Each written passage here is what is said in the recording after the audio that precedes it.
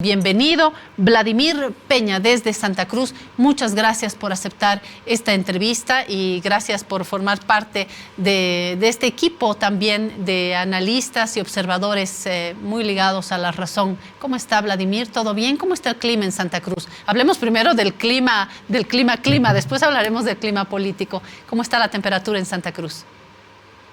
Muchas gracias por la invitación, Claudia.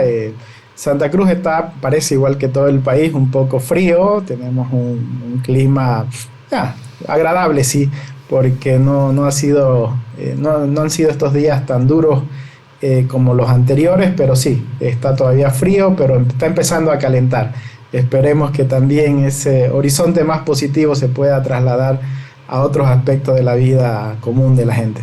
Ojalá, Vladimir, pasemos al clima político, que también está caliente por, como siempre, las noticias que tienen que ver con un liderazgo que no puede pasarse uno de largo. Es el liderazgo de Luis Fernando Camacho, hoy detenido en Chonchocoro, en prisión en Chonchocoro, pero al mismo tiempo ejerciendo como gobernador en Santa Cruz, y su situación polémica tanto en la gestión como en su actividad política a secas, ¿no? Luis Fernando Camacho creo que ha tomado cierta gimnasia los lunes en emitir algunos comunicados y marcar la agenda política. ¿Cómo está viendo el papel hoy de Luis Fernando Camacho? Con esta pregunta estoy haciendo obviamente una doble pregunta en términos de gobernador de Santa Cruz, pero también en términos de actor político. ¿Cómo lo ve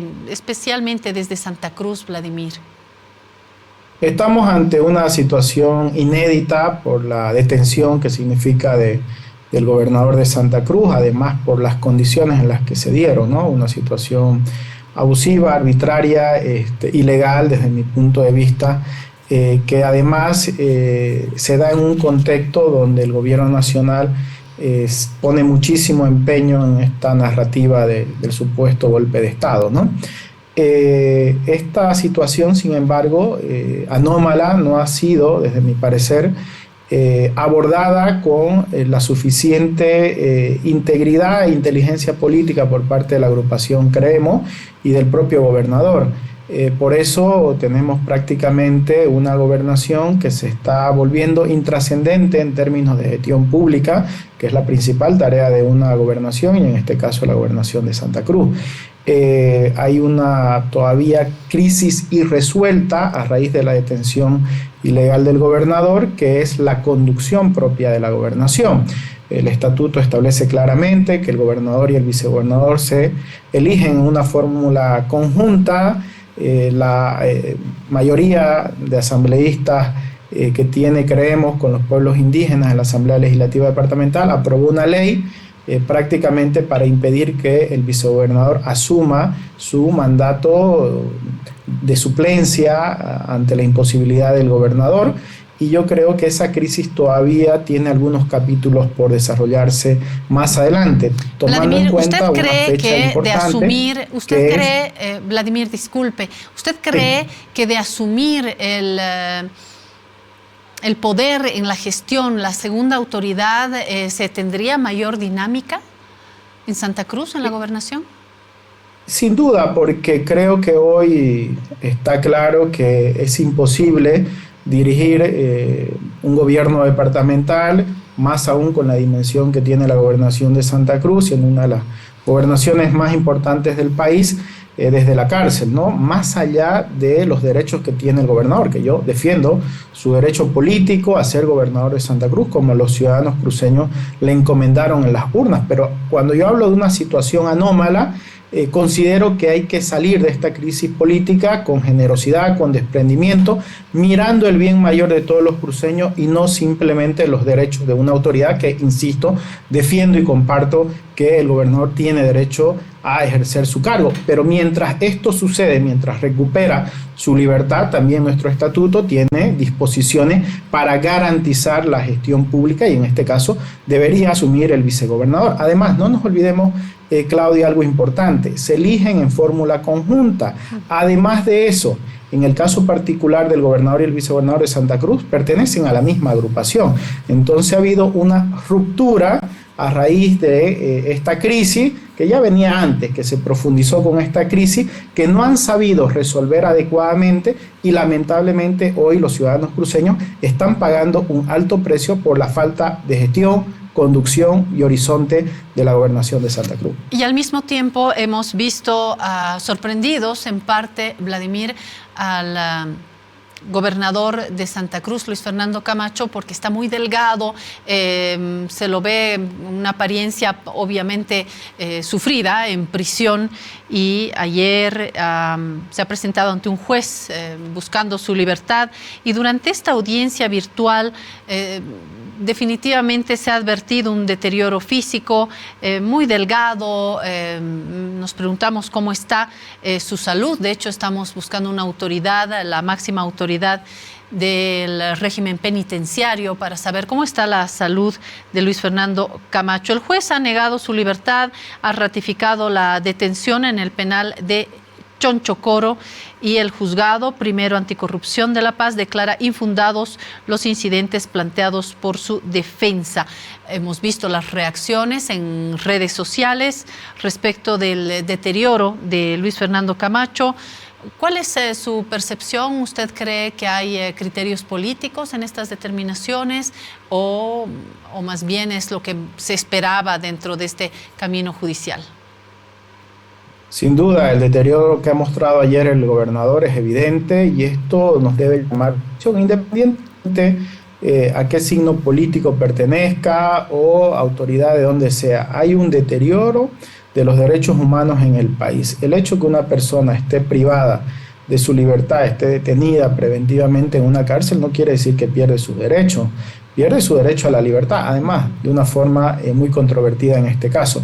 Pero hemos visto con Yanine Áñez, hoy con el gobernador, con dirigentes de ADEPCOCA, de los Yungas también, con la propia Amparo Carvajal, que está ahí en una azotea, y donde parece que no hay instituciones, no hay autoridades, no hay defensor del pueblo, no hay nadie que vele por los derechos humanos de estas personas. Además, en el caso particular del gobernador de Santa Cruz, está certificado por los médicos que él tiene una enfermedad de base, una enfermedad que debe ser tratada con rigurosidad y además con una periodicidad. Entonces, lo que se han denunciado, por lo menos sus abogados durante estos días, es que no se está cumpliendo con ese tratamiento rígido que necesita, además que la alimentación, al parecer, que le dan en la cárcel no es la adecuada precisamente por la enfermedad. Entonces, el derecho a la vida, a la salud, a la integridad física, son derechos que no se pierden en las cárceles, y esto es lamentable, sea el gobernador de Santa Cruz, sea quien sea, que en las cárceles del país parece ser que son más medidas de torturas que medidas preventivas para asegurar un juicio. Ahora bien, sobre el tema del fondo, considero, lo he dicho siempre, mientras tengamos una justicia sometida al poder político, que no garantice independencia e imparcialidad, que se viola las normas flagrantemente, en el caso por ejemplo, que no se ha llevado un juicio justo, un debido proceso, con todas las garantías que establece la Constitución, no vamos a tener justicia, ni siquiera las víctimas van a tener reparación. Lo que estamos haciendo es aumentar la violación de derechos humanos. Entonces hay que buscar un mecanismo para que las víctimas tengan justicia, reparación, para que se sancione a los responsables, pero no en los términos de venganza que propone el movimiento al socialismo a través de la instrumentalización judicial que está llevando a cabo ahora. Vladimir, bueno, en los ejemplos que vemos, creo que hay una categoría diferente, Luis Fernando Camacho, Yanine Áñez, de Amparo Carvajal. Creo que es otra su situación, pero eso lo podemos abordar en otro momento. Queríamos aprovechar este tiempo junto a Vladimir Peña para conocer también su lectura de una encuesta que ha aparecido en este último tiempo, una encuesta en la que el 19% de personas han manifestado estar indecisas en sus preferencias, superando el apoyo a candidatos presidenciales del oficialismo y la oposición en Bolivia. Les recuerdo un par de datos a usted y a quienes nos están siguiendo. El actual presidente Luis Arce tiene el 14% de respaldo, según esta encuesta, seguido de Carlos Mesa de la oposición con el 13%. Evo Morales, fíjese, ya aparece Evo Morales como una candidatura paralela a la de Arce con 9%. Vicente Cuéllar, un actor político también que ha marcado la agenda en el país en este último tiempo con un 6%. Samuel Doria Medina, 4%, ya vamos bajando en los porcentajes. Andrónico Rodríguez con el 3%, Manfred Reyes Villa con el 3% y Luis Fernando Camacho con el 2%. Las clases medias muestran una postura antimacista, pero la intención de voto es dispersa y hay una baja retención del voto para el 2025. Es decir, estamos todavía lejos de las elecciones. Es una encuesta, yo suelo desconfiar de las encuestas, pero son algunos datos que nos sirven para entablar algunas hipótesis y lo que se ve por ahora es lo que veíamos en un Perú preelectoral, ¿no? Pedacitos chiquititos, todo disperso. ¿Esto es normal para Vladimir? ¿Qué lectura le provoca esta encuesta? Sí, igual que usted, en el tema de las encuestas hay que ser muy cuidadoso, pero sí, es una fotografía que puede llevarnos a algunas conclusiones, algunas muy evidentes, ¿no? Como todavía hay un tiempo de 2 años que si bien en términos de preparación política, electoral, que corresponde a los partidos, a las organizaciones, un tiempo corto, pero en términos de vida común de la gente hay otras preocupaciones antes que las elecciones. Las urgencias ciudadanas, yo considero que están en otro lado que precisamente ver quién va a ser el próximo presidente del país. Hay mucha insatisfacción en la ciudadanía, hay mucha incertidumbre, que creo que es lo que predomina ahora, precisamente por la precariedad de los empleos, por las situaciones de carencia que ha habido, por la falta de institucionalidad en el país, lo que pasa con el narcotráfico, contrabando, la polarización política. Entonces, cuando uno mira todos estos problemas irresueltos, algunos estructurales que se siguen acumulando, como el tema de la justicia que está ahí en un laberinto sin salida, la ciudadanía lo que está viendo es una suerte de desapego con la política, una suerte de desafección hacia las instituciones democráticas, y este es el síntoma que deberíamos preocuparnos todos, independientemente de la valoración de los líderes políticos. Por otro lado, se muestra, y en todas las encuestas que por lo menos he conocido, un deterioro del gobierno nacional. La administración del presidente Arce está siendo reprobada y su liderazgo, por tanto, es disminuyendo. Entonces aquí debería estar más preocupado fundamentalmente es el gobierno, y considero 2 causas para ese deterioro de la imagen gubernamental. El primero, haberse enfocado en la pelea, en la confrontación, en la polarización, en meter preso a los dirigentes de la oposición antes que en gestionar lo que tiene que gestionar para mejorar la vida de la gente. No hay un plan claro que la ciudadanía pueda tener certidumbre para salir de la crisis. Es más, el presidente se ha dedicado a negar la crisis que sienten las familias. Y segundo, la pelea interna en el movimiento al socialismo desangra al gobierno porque la gente ve que está más ocupado el presidente en ser el candidato del 2025 antes que resolver los problemas de los ciudadanos durante todo este tiempo que no pueden postergarse para el 2025. Por otro lado, también cuando uno mira la baja calificación de los líderes, que son los mismos de las últimas elecciones y de los anteriores procesos electorales, creo que la gente está buscando que haya una oxigenación, una regeneración del sistema político boliviano, y esto creo que pasa por encontrar nuevos espacios al masismo y antimasismo, y también nuevas formas de competición política que las que hemos visto en el pasado y que ya han hartado a la ciudadanía. Vladimir, en las fuerzas políticas, en las principales en el país, se advierte crisis. Comencemos por el movimiento al socialismo, que es la fuerza más grande, la estructura política más grande, y que está viviendo también la más grande de las tensiones, porque hoy líderes del MAS atacan a otros líderes del MAS, se da en la cúpula, en el medio, abajo. La pelea masista no está dando tregua, y esto obviamente implica un antes y un después en el MAS. Pero también hay crisis creemos, por lo que Vladimir ha señalado al inicio de esta conversación, por esta crisis entre el gobernador y la ausencia de quien le sigue, de quien le acompañó en las elecciones, por no hablar de otros liderazgos que también están entrando en ciertas contradicciones.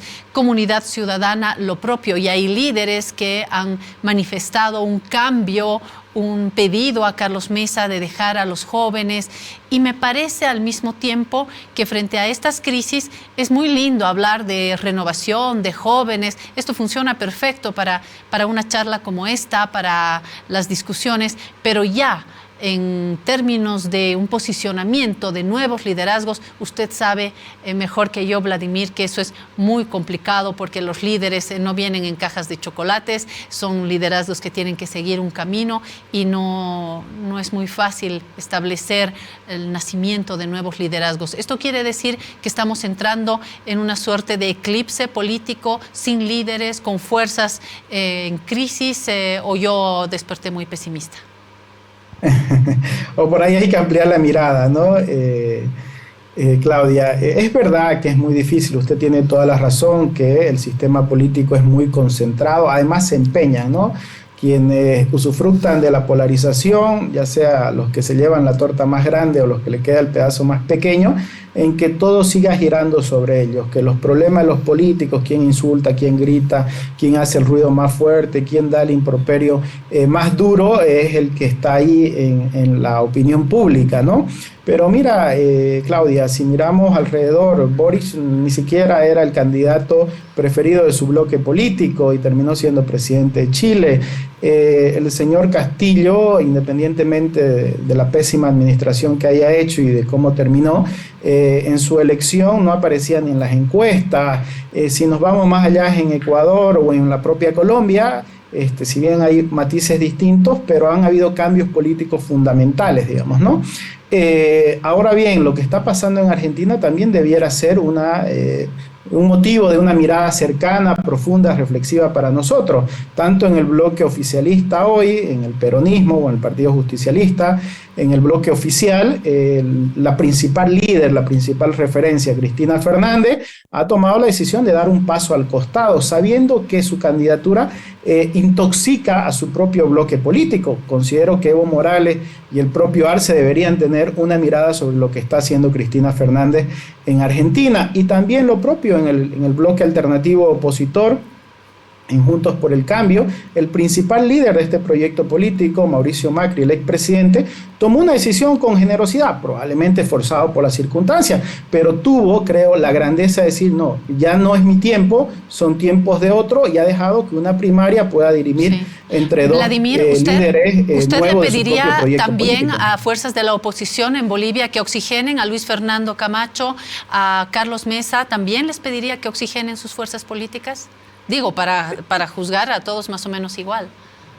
Sin duda, por eso pongo el tema Argentina. Yo me quiero abstraer de los nombres, ¿no? Lo que trato es de ejemplificar, primero, que los cambios suceden y probablemente más rápido de lo que imaginamos. Algunas veces, por cómo hemos visto la política, su desarrollo durante todo este tiempo, la larga estancia en el poder de Evo Morales, nos puede llevar al pesimismo que usted hablaba. Pero lo que yo digo es que los cambios se están dando y mucho más rápido de lo que imaginamos. Segundo, que hay líderes en la región que comprenden que su ciclo ha terminado, que dan un paso al costado y que permiten que surjan otros liderazgos y puedan renovarse. La salida no es buscar un nuevo Salvador, un Mesías, un caudillo. Yo creo que la salida a la crisis, a este estancamiento, a este agotamiento que se siente en la gente, es generar un espacio más competitivo políticamente, construir proyectos colectivos, ¿ya? Y el tema de los líderes tienen que surgir. Y yo no creo en esto de los jóvenes, los viejos, no.